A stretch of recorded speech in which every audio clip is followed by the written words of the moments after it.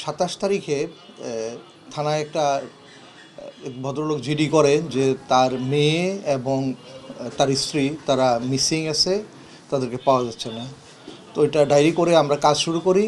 এর মধ্যে জানুয়ারির 7 তারিখে তিনি পুনরায় আরেকটা অভিযোগ দেন যে ওনারা ওয়াইফ এবং বাচ্চাকে হয়তো কেউ কিডন্যাপ করতে পারে। তখন এটা একটা কিডন্যাপিং এর মামলা হয়। সেই মামলাটা আমরা তথ্য প্রযুক্তি ব্যবহার করে বিভিন্ন জায়গায় তাদের সিসি ক্যামেরার ফুটেজ এবং তাদের মোবাইলের তথ্য এগুলো নিয়ে আমরা কাজ করতে থাকি। তো আমাদের কার্যক্রমের এক পর্যায়ে এই যে গতকালকে সন্ধ্যা 6টার সময় 999 একটা কল আসে যে ওই ডায়াবেটিক বাজারের অপোজিটে এখানে একটা বাসা থেকে দুর্গন্ধ আসছে। আমাদের পুলিশ এখানে যায় এবং একটা ঘরের মধ্যে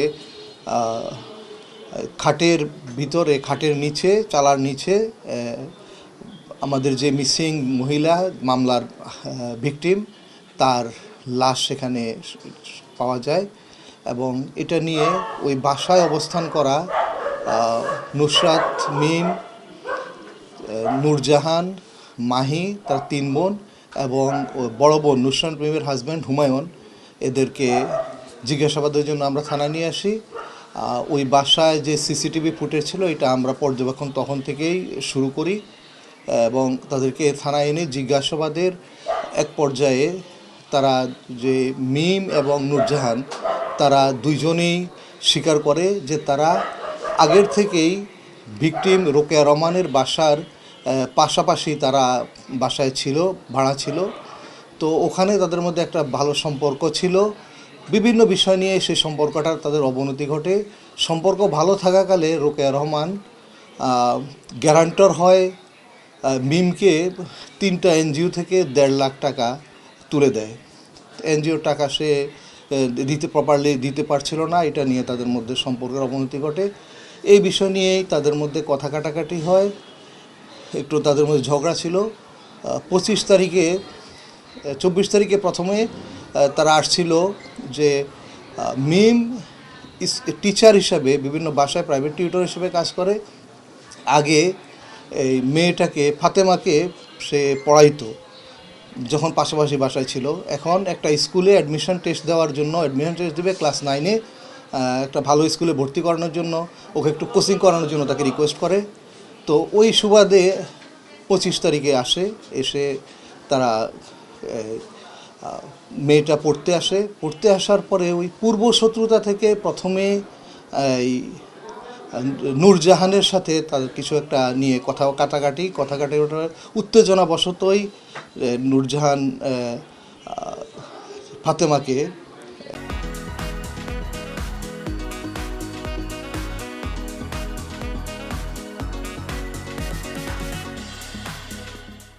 এই চাপ মানে গলায় চাপ দিয়ে হত্যা করে সে তার ওই যে ড্রেস সে চিন্তা করে যে সিসিটিভি আছে, ও বাসায় ঢুকছে, তখন সে সিসিটিভি অ্যাভয়েড করার জন্য নিজেই ওর ড্রেস খুলে তার একটা ড্রেস ওকে পরায় যে, এবং নিজে সে ওই ড্রেসটা ভিকটিমের মৃত ফাতেমার ড্রেসটা সে পরে একটা ব্যাগে করে সে এই আরেকটা সেট কাপড় নিয়ে সে বাইরে যায়। 10 মিনিট পরে সে আবার ওই ইয়েটা চেঞ্জ করে বোরখা নিয়ে যায়, বোরখা পরে সে বাসায় চলে আসে। আসার পরে ওই তার মাকে তার বোন ফোন দিয়ে জানায়, মিম ফোন দিয়ে জানায় যে আপনার মেয়ে অসুস্থ, এসে নিয়ে যান। মা তড়িগড়ি করে মেয়েকে নিতে বাসায় আসে।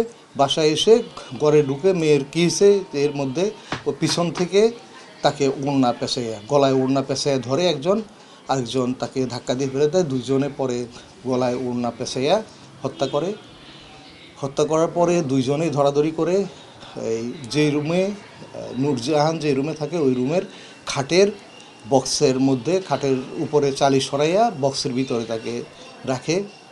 একটা টেবিল এনে এই ফলসাদের, বাথরুমের ফলসাদের ওখানে একটা টেবিল দিয়ে তারা দুইজনে ওইটাতে উঠে ধরাধরি করে, ওই ছোটো মেয়েটা ছিল ওজন কম, 30-35 কেজি ওজন হবে, তাকে তারা ফলসাদের উপরে উঠাইয়া রেখে দেয়।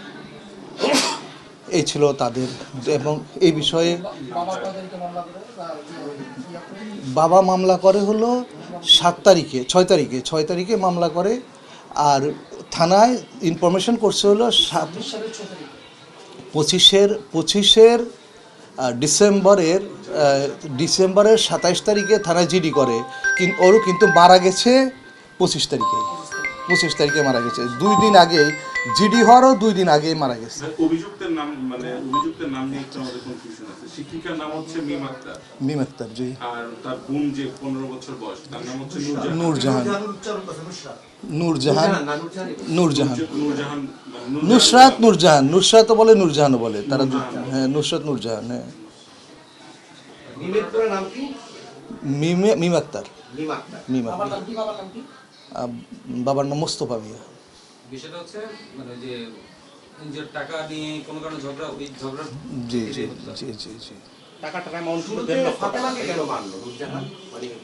সে তার বোনকে, তার বক্তব্য হলো এরকম যে তার বোনকে সে প্রচণ্ড ভালোবাসে।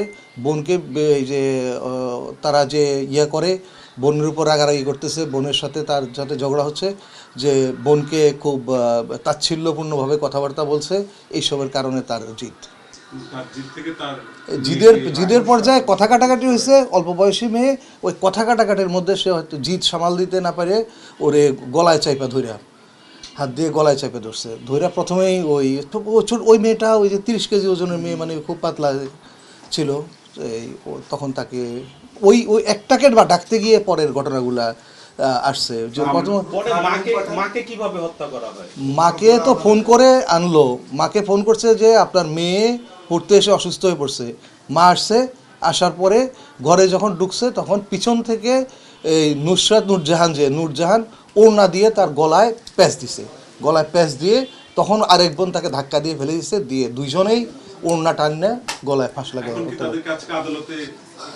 জি আদালতে চলে যাবে কিছুক্ষণের মধ্যে। রুম 3টা বেডরুম। জি, আর তাদের একটা বাচ্চা আছে, 3 বছরের একটা বাচ্চা আছে। জি। হাজবেন্ড রঙের ঠিকাদার। সে ঠিকাদার হিসাবে বিভিন্ন বাসায় রঙের কাজ করে। Private tutor. সে এইচএসসি পাস, কোনো স্কুল কলেজের না। হ্যাঁ, প্রাইভেট টিউটরই করে সে 18 থেকে 20 হাজার টাকা ইনকাম করে। এই প্রথম 1 সপ্তাহ কোনো গন্ধ ছিল না, হালকা স্মেল সেটা তারা বুঝতে পারে নাই। জানুয়ারির এই 6-7 তারিখে তারা ভাঙ্গা চলে যায়, ভাঙ্গা ফরিদপুর।